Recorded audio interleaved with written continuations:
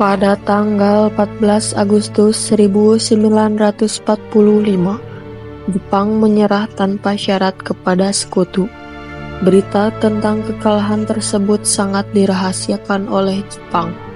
Bahkan semua stasiun radio disegel oleh Jepang. Tetapi ternyata siaran tersebut tertangkap di Indonesia dan didengar oleh Sultan Syahrir.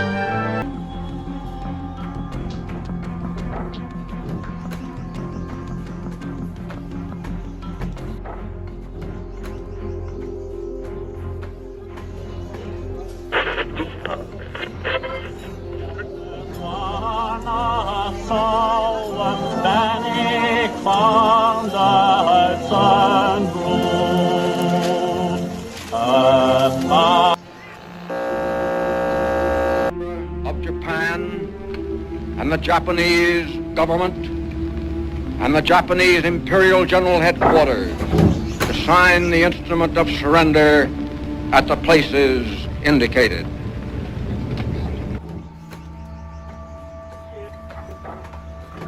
Sore hari, setelah mendengar berita kekalahan Jepang, Sultan Syahrir dan para pemuda mengadakan rapat di Jakarta.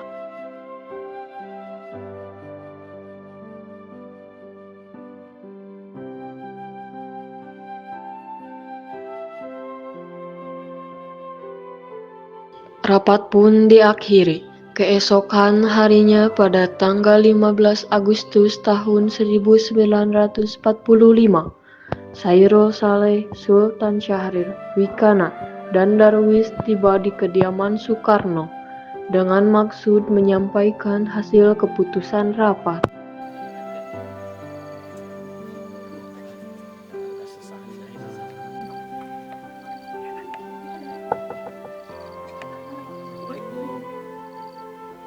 Waalaikumsalam. Apakah ada Bung Karno di dalam? Oh, Bapak ada di dalam. Ada keperluan apa ya? Ada hal yang ingin kami bicarakan dengannya. Oh, bentar saya panggilkan.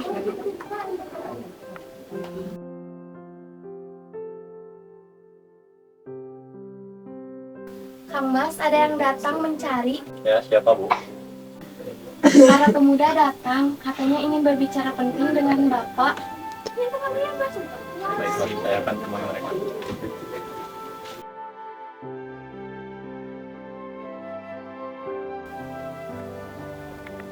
Oh ya, silakan masuk.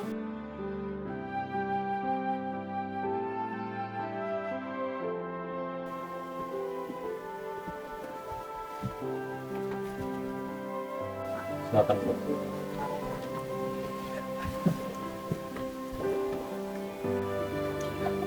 Jadi begini, kemarin kami mendengar berita bahwa Jepang telah menyerah kepada Sekutu. Oleh karena itu, terjadi kekosongan di wilayah kekuasaan Indonesia. Dan kami kemarin mengadakan rapat, dan kami semua setuju Bung Karno dan Bung Hatta segera menyusun kemerdekaan Indonesia. Secepatnya, mungkin akan saya usahakan setelah berunding dengan anggota PKI yang lainnya. Tidak bisa, kita tidak bisa menunggu lebih lama lagi karena ini merupakan waktu yang tepat untuk memproklamasikan kemerdekaan Indonesia. Apa kalian tidak memikirkan apa dampak bahaya yang akan kita dapat ketika memproklamasikan kemerdekaan kita secepat itu? Jepang akan menyerang kita. Justru itu, Jepang saat ini bukan lagi penguasa di Indonesia. Jadi untuk apa kita menyanyiakan kesempatan ini? Nanti saja setelah kita bicarakan dengan anggota PKI. Saya tidak berharap jika Anda melaksanakan rapat PKI terlebih dahulu, karena saya takut jika Jepang mengetahui rencana Indonesia akan merdeka. Tapi, PKI satu-satunya cara untuk memerdekakan Indonesia. Tapi kami tidak ingin merdeka oleh Jepang. Baiklah, tapi berikan saya waktu untuk membicarakan hal ini dengan para golongan tua. Baiklah, kalau begitu kami pamit undur diri.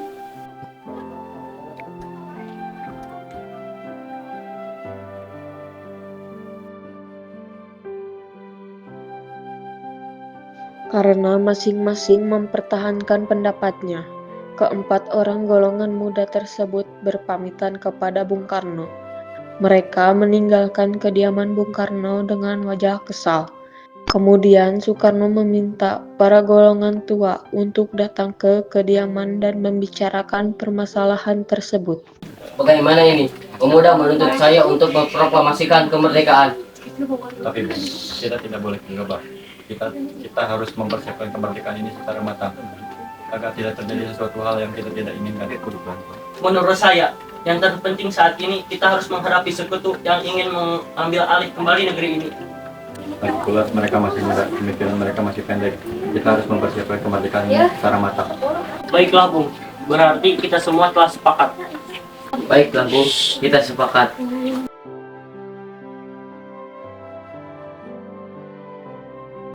Meski berat hati dengan keputusan Soekarno, para pemuda telah meninggalkan kediaman Soekarno, tetapi tidak putus asa.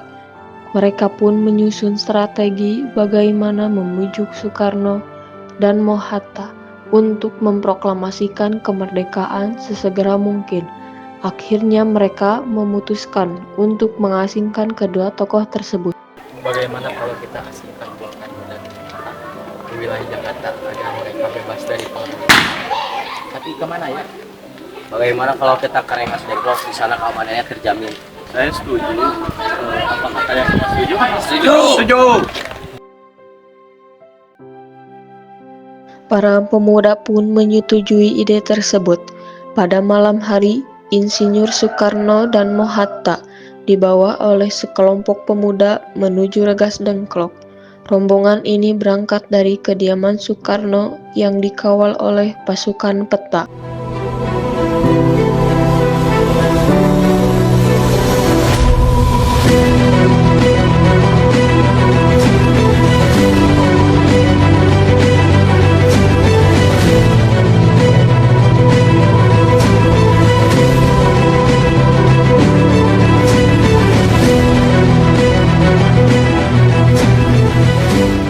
Pada pukul 5:30 sore, rombongan dari Jakarta yang dikenal dari peta tiba di Rengas Dengklok untuk menjemput Soekarno dan Muhammad Hatta.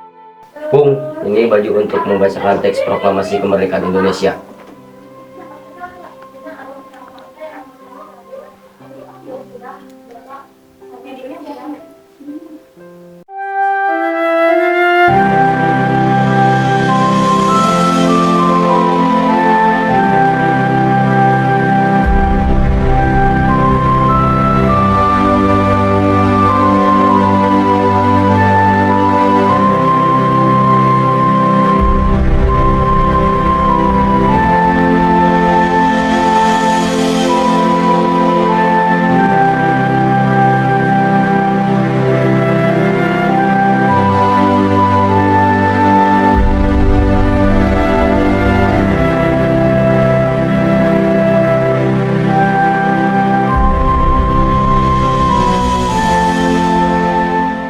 Insinyur Soekarno dan Muhammad Hatta pergi meninggalkan tempat tersebut, sementara Ahmad Subarjo dan Khairus Soleh tinggal di sekitar untuk membahas tempat pembuatan teks proklamasi.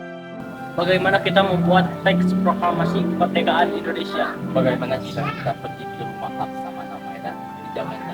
Ia adalah prerogatif militer, keamanan juga bisa terjaga, dan tempatnya juga strategis. Ia adalah orang Jepang yang telah mendukung bangsa Indonesia. Ya sudah, kita pergi ke sana.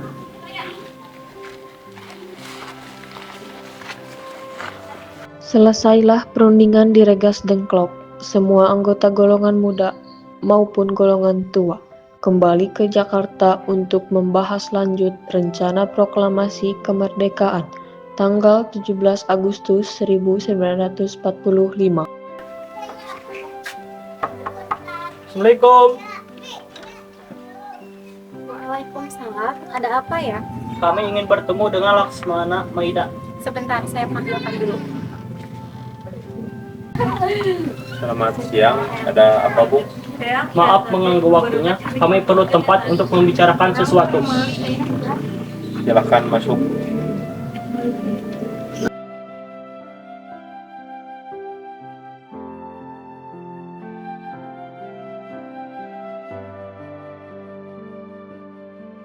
Kami perlu tempat untuk membicarakan proklamasi kemerdekaan Indonesia. Sebenarnya saya sangat gembira atas mendengar kabar itu. Silahkan menggunakan yang Anda butuhkan. Apakah ada pena dan kertas, Laksamana? Silahkan ambil, Bu.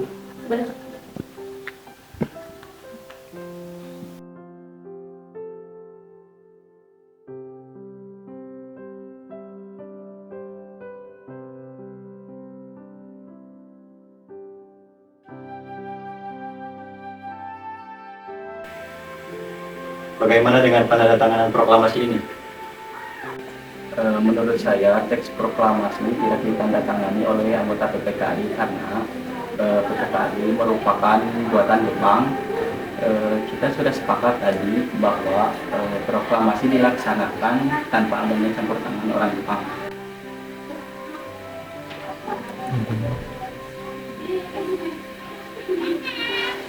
Adakah dari kalian yang berpendapat untuk menyelesaikan masalah ini? Bagaimana jika naskah ini ditandatangani oleh para hadirin yang hadir di sini seperti naskah Amerika yang ditandatangani oleh mereka? Jangan, kita tidak boleh mengikuti bangsa lain. Kita harus berbeda dari bangsa lain, Bung. Lalu, bagaimana Bung Karno? Karena ini semua berkat bangsa Indonesia, maka atas nama bangsa Indonesia. Saya setuju dan saya mengusulkan bagaimana jika yang menandatangani teks naskah ini adalah Anda dan Bung Hatta sebagai wakil bangsa Indonesia. Usulan yang bagus. Bagaimana hadirin semua tanggapannya? Setuju. Kalau ada ketika proklamasi ini. Baik, Bung. Ada kami mesin ketik di sini. Oh, ada. Mari ikut saya.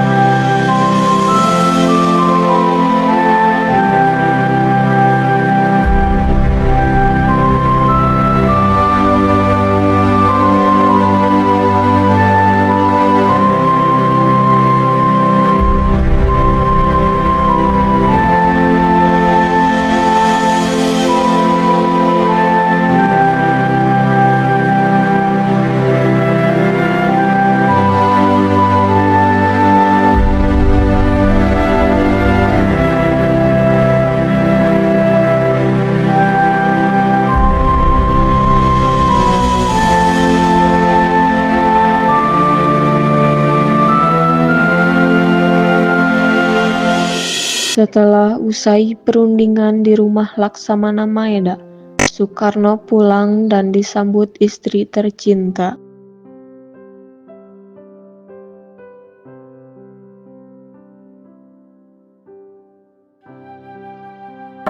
Oh iya, apakah kalian sudah merencanakan bagaimana proklamasi besok akan berlangsung? Sudah, kita akan melaksanakan upacara bendera pada esok hari dengan lagu kebangsaan Indonesia Raya karya Bu Supratman. Oh iya, bukankah kita belum punya bendera? Lantas bagaimana? Ya ampun, lupa. Bagaimana kalau ibu saja yang menjahitkannya? Baiklah, Pak, Ibu punya ide. Bagaimana jika nama benderanya kita namakan sama-sama merah putih? Bagaimana? Baiklah, kita akan menamakan bendera kita dengan nama sama-sama merah putih. Ya sudah, sana Bapak bersiap untuk mempersiapkan proklamasi. Ya, Bu.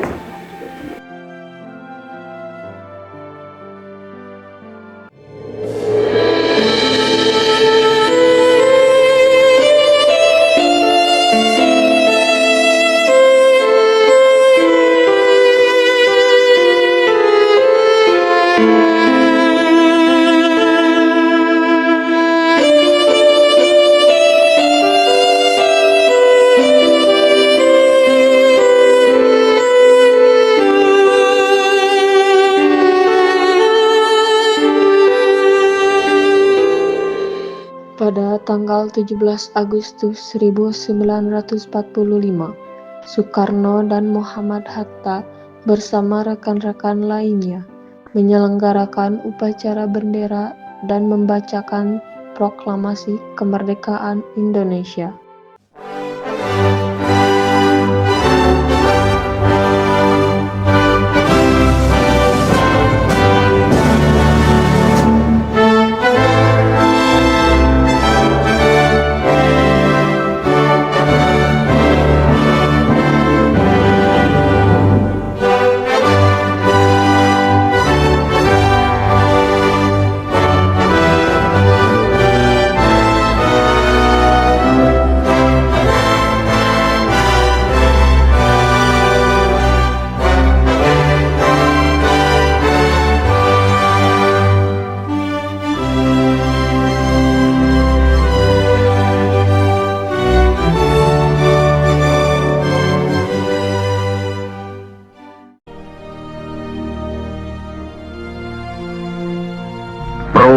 proklamasi. Kami, bangsa Indonesia, dengan ini menyatakan kemerdekaan Indonesia. Hal-hal yang mengenai pemindahan kekuasaan dan lain-lain diselenggarakan dengan cara saksama dan dalam tempo yang sesingkat-singkatnya. Jakarta, 17 Agustus 1945, atas nama bangsa Indonesia, Soekarno, Hatta.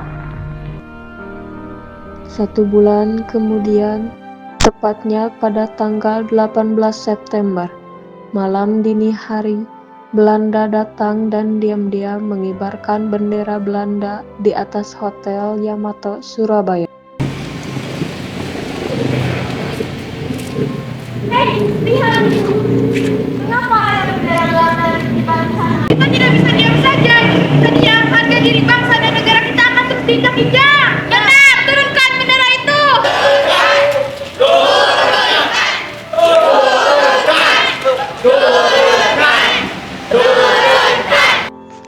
Para pemuda Indonesia memanjat tiang bendera untuk merobek bagian biru Belanda, sehingga yang menyisa tinggal bendera merah putih yang ada di Hotel Yamato.